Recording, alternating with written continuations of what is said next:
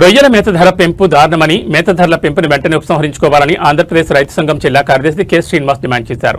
రొయ్యల మేత ధరల పెంపు వలన సాగు ఖర్చులు పెరిగి ఇప్పటికే సంక్షోభంలో ఉన్న ఆక్వా రైతులు మరింత సంక్షోభంలో కూరుకుపోతున్నారని ఆవేదన వ్యక్తం చేశారు.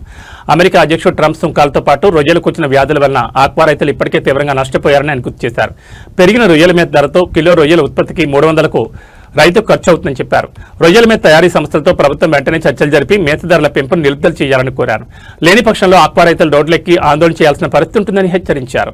ఆంధ్రప్రదేశ్ రైతు సంఘం ఏలూరు జిల్లా కార్యదర్శి ఈరోజు రొయ్యల మేత ధర పెంచుతున్నట్టుగా తయారీ సంస్థలు ప్రకటించి ఈ రోజు నుంచే రొయ్యల మేత ధరలు అమల్లోకి వస్తాయని చెప్పేసి చెప్పారు.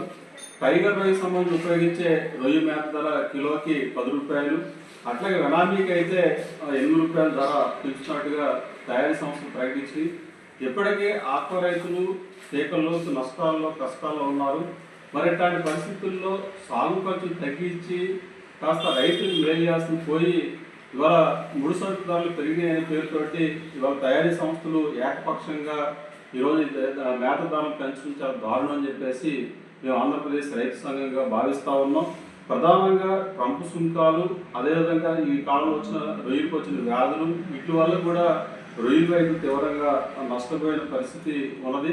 ఈరోజు 100 కౌంట్ కిలో రొయ్యలకి రైతుకి 240 రూపాయల ధర వస్తూ ఉన్నది. కానీ వాళ్ళ ఖర్చు చూస్తే 270 రూపాయల నుంచి 240 రూపాయలు ఇవాళ కిలో రొయ్యలకి ఖర్చు అవుతూ ఉన్నది.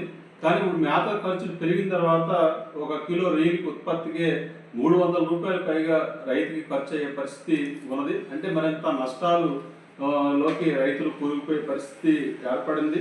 ప్రధానంగా ఈరోజు చూస్తే 25 కిలోల టైగర్ రొయ్యకి సంబంధించిన ఎంఆర్పి మేత ధర 2788 రూపాయలు ఉంటే ఆ ధర కాస్త 3038 రూపాయలు పెరుగుతుంది.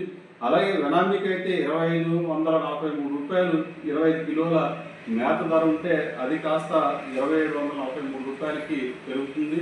మరి ఈ రకంగా తయారీ సంస్థలు ప్రభుత్వంతో చర్చించకుండా, రైతులతో చర్చించకుండా, రైతులు భాగస్వామ్య సంస్థలతో చర్చించకుండా ఈ రకంగా ఏకపక్షంగా ధరలు పెంచేయడం చాలా దారుణం, అన్యాయం. కాబట్టి ఎప్పటికైనా పునరాలోచన చేయాలి. ప్రభుత్వాలు కూడా జోక్యం చేసుకోవాలి.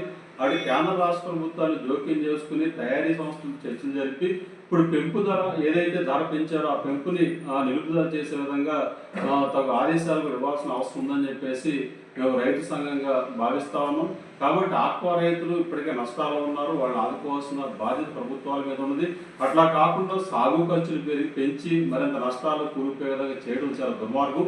కాబట్టి ఎప్పటికైనా సరే పెంచిన మేత ధరల్ని తగ్గించాలి. లేని పక్షంలో రొయ్యల రైతులు చేస్తున్న ఆందోళన సంబంధించి ఏదైతే ప్రారంభించాల్సిన పరిస్థితి ఉంటుంది. కాబట్టి రొయ్యల రైతుల ఆందోళనకి కూడా ఆంధ్రప్రదేశ్ రైతు సంఘం సంపూర్ణ మద్దతు కూడా ప్రకటిస్తుందని చెప్పేసి సందర్భంగా మేము తెలియజేస్తాము.